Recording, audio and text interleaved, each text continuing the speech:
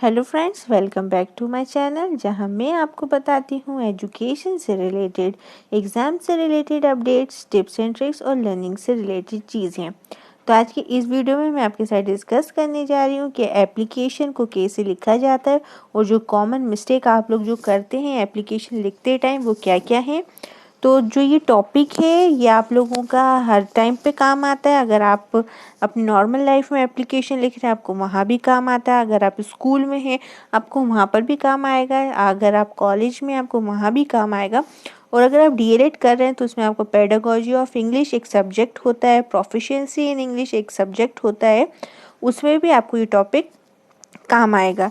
तो मैं आज आपको बताऊंगी कि इसमें जो आप एप्लीकेशन लिखते टाइम जो मिस्टेक्स करते हैं, जो चीज़ आप भूल जाते हैं, वो छोटी छोटी चीज़ें क्या क्या है, हमें किस चीज़ों का ध्यान रखना है।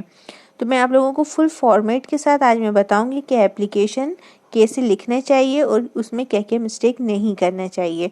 तो मैंने अपने कम्युनिटी पोस्ट में एक पोल डाला था, मैंने उसमें पूछा था कि आप लोगों को क्या डेली डीएलएड की वीडियोस चाहिए, हाँ या ना। मैंने आपको ऑप्शन दिया था तो मोस्टली जो बच्चे हैं उन्होंने यही बोला था कि हाँ हमें डेली डीएलएड टॉपिक या सब्जेक्ट पे कोई वीडियो चाहिए। तो ये जो मैं वीडियो दे रही हूँ ये आपसे आपकी जो डीएलएड का सब्जेक्ट है, टॉपिक है, ये उससे रिलेटेड है। तो वीडियो को लास्ट तक देखिए और अगर आपको मेरा जो वीडियो है वो अच्छी लगी उसको लाइक ज़रूर करिए। और अगर आप मेरे चैनल पर न्यू हैं या आपने अभी तक मेरे चैनल को सब्सक्राइब नहीं किया है तो मेरे चैनल को सब्सक्राइब कर लिए।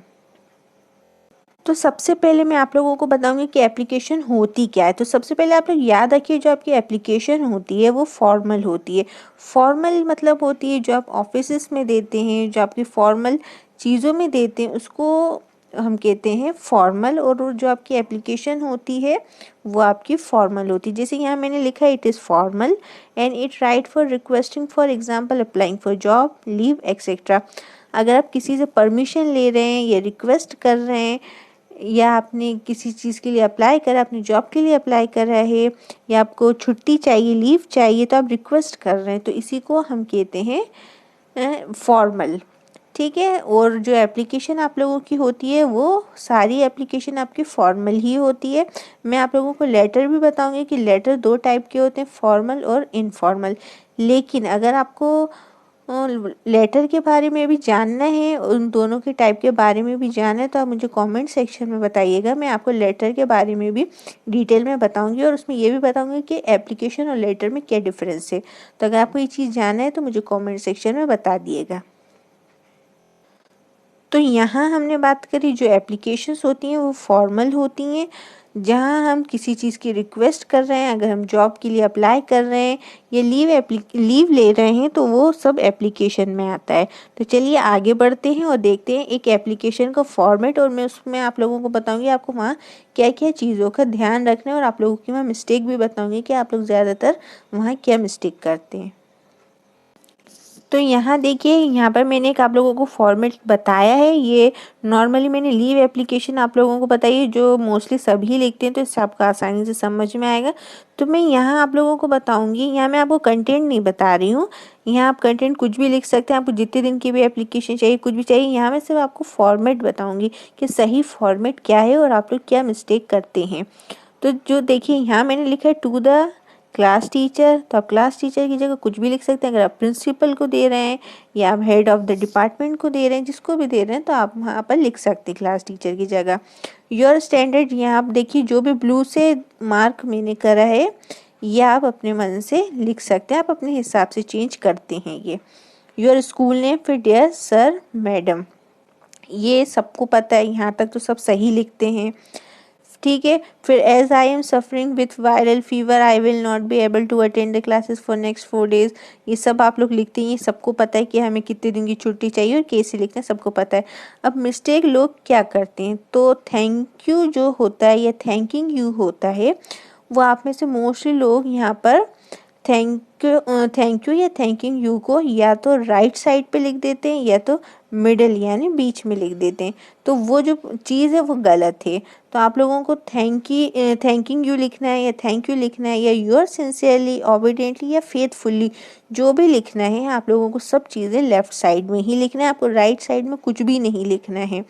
टू द क्लास टीचर से लेके आप लोगों को थैंक यू, यूर सिंसियरली, आपकी डेट तक आपको सब चीज़ें लेफ़्ट साइड में ही लिखना है।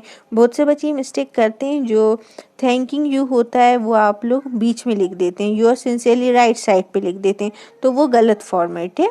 ठीक है, अब वो ओल्ड हो गया है, तो आप लोगों का जो लेटेस्ट फॉर्मेट है वो यही है। तो आप लोगों को एप्लीकेशन ऐसी लिखनी है और जो सारी चीज़ें वो सब आपको लेफ़्ट साइड में लिखनी है, जैसे आप लोगों को स्क्रीन पे शो हो रही है। तो अब मैं आप लोगों को बताऊंगी कि आप कॉमन मिस्टेक्स क्या करते हैं और उसको आपको कैसे सुधारना है, आपको उसकी जगह क्या करना है। तो यहाँ मैंने आप लोगों को 4 पॉइंट्स बताऊंगी, तो आप लोगों को ये पॉइंट ध्यान से अच्छे से समझना है। जब भी आप एप्लीकेशन लिखेंगे तो आप लोगों को ये चीज़ें ध्यान में रखनी है। तो सबसे पहले है to address someone whose name you don't know you can write. अगर आप एप्लीकेशन लिख रहे हैं, उसमें अगर आपको किसी का नाम नहीं पता, आप जिसको एप्लीकेशन लिख रहे हैं अगर आपको उसका नाम नहीं पता है, तो आप उसको लिखते हैं डियर सर या डियर मैम या डियर सर मैम। ठीक है, फिर दूसरा है to address someone by name use their title and surname.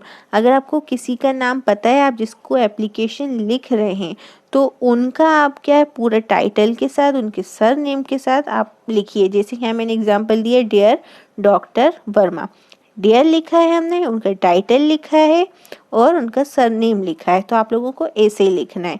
ठीक है, आप लोगों को क्या करना है, अगर आपको आप जिसको भी एप्लीकेशन लिख रहे हैं तो उसके नाम के साथ आपको उसका टाइटल और सरनेम लिखना है। फिर third point, to end formal letters in American English you can use. तो अमेरिकन इंग्लिश में आप लोगों को पता है इंग्लिश बेसिकली दो टाइप्स में डिवाइड है, दो चीज़ों में डिवाइड है, अमेरिकन इंग्लिश और ब्रिटिश इंग्लिश। जो हमारे इंडिया में चलती है वो ब्रिटिश इंग्लिश चलती है। तो जब हम अमेरिकन इंग्लिश में कोई भी फॉर्मल लेटर लिखते हैं या एप्लीकेशन लिखते हैं, तो हम लास्ट में जो हमारी एप्लीकेशन होती है उसको एंड किस चीज़ से करते हैं, सिंसियरली से या सिंसियरली योर से या योर्स ट्रूली से। तो बहुत से बच्चे आप लोगों में से सिंसियरली से करते होंगे।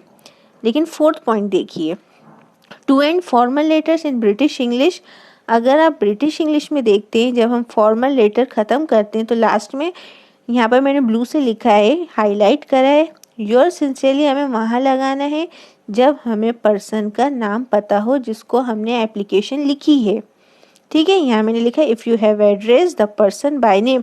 अगर हमने एप्लीकेशन लिखी है, मान लीजिए डियर डॉक्टर वर्मा हमने शुरू में लिखा था, तो लास्ट में हमें लगाना है योर सिंसियरली, क्योंकि हमने नाम वहाँ शो करा है कि हम किसको एप्लीकेशन लिख रहे हैं, हमें उसका नाम पता था।